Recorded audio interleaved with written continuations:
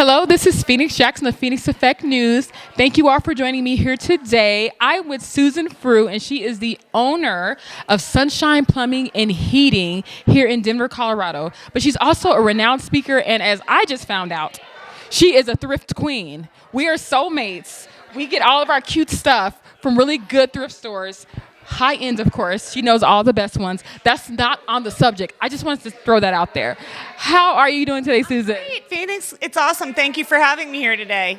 So you're a pretty dynamic woman. So not only are you fashionable and all that, but you also are one of the few women who are in the plumbing and heating and just the trade industry. Let's talk about that. How has that journey been? How did you become an owner of a firm like this? Well, I was a business coach for a long time, and I had coached 17 different trades, just randomly.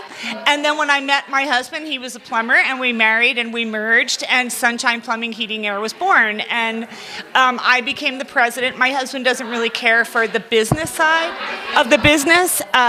He really likes being out in the field with the guys and all that. So I handle all of that and the marketing, and that's all. I helped to grow the company from one person to 18 people in 3 years.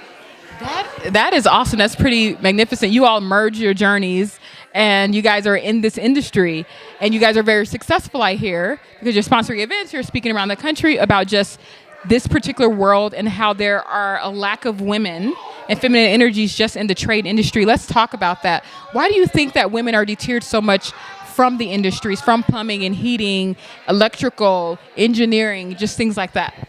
Well, I think it's something that starts when they're really young. I don't think girls are being exposed to these types of careers. I think their parents are really guiding them to go college, even though that's not a great fit. Because in my research, I found out that less than 3% of women are in plumbing, less than 3% are in electricians, less than 2% are in HVAC. I mean, all of these careers pretty much get you started with no debt, zero debt, and you're making over $80,000 a year. So I'm puzzled on why there aren't more women doing this. You know what? I think it's also that perception of, dirty jobs, but someone has to do it, but I don't want to do it. And even though it's not always necessarily that way. And you are 100% correct. One of my closest friends is a chemical engineer, and she's one of the few women, and definitely women of color in that realm. But she came out of college from an engineering school with little to no debt, and she came out making more than people who were coming out of the same business school I went to with MBAs. So I've seen that in action, and I still didn't process it at the time of it being an issue or that she was an anomaly. But growing up now that I'm not a 22-year-old, I can see clearly that we do need more women in those particular industries in so many ways, shapes, form. How do you think that women actually can start? Where do you think the teaching can start to actually maneuver young women into that field? Well, what's going to start to happen, there's a trade shortage in our country. It's huge. And we're going to be 1 million people short in the next 3 to 5 years. So what's going to start to happen is our consumers are going to start feeling the pinch. Prices are going to rise, and they're going to have to wait longer for their services. So I think that might encourage people to be like, hey, how about you take a look at this? And maybe it's not a forever thing. Maybe you can go and be an HVAC technician or an electrician, and then maybe go to college later or become a business owner, get your business degree later. So it doesn't mean it has to be forever, but at least it gives you a great start to a life where you can afford a home and a car and clothing and, to provide for your family, right?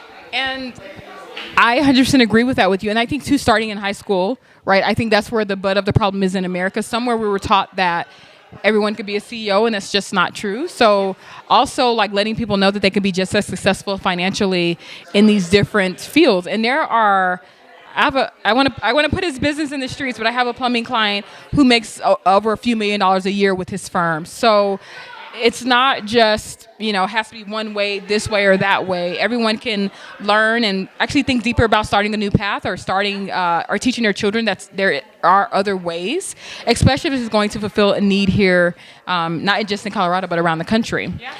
So enough of the tough talk. So we are here tonight in this beautiful home of Miss Christy Bell's here in Denver, Colorado, because they are the curators of TEDx Cherry Creek. You were one of the speakers last year, and you and your company are actually sponsors this year for the event. Could you tell me a little bit why you all sponsored this women-centric and women-focused event? Well, because we are a woman-owned company, probably 80% of our clients are women. We really cater. We do really high-touch, white glove service for our clients, really, really high touch. Yeah. So we have a following of women, and we just wanted to support the women in this community.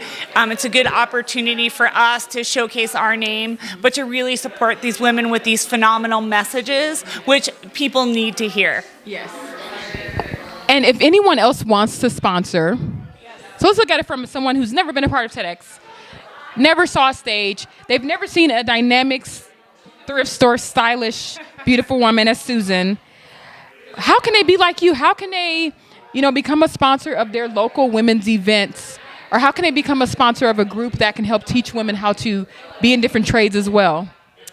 Well, we have several trade schools around town. There are opportunities for sponsorship and getting your name out there. Women make the decisions in the homes. So if you have a business that is home driven and has anything to do with the home, the woman is your market. They are your target market. They make all the decisions.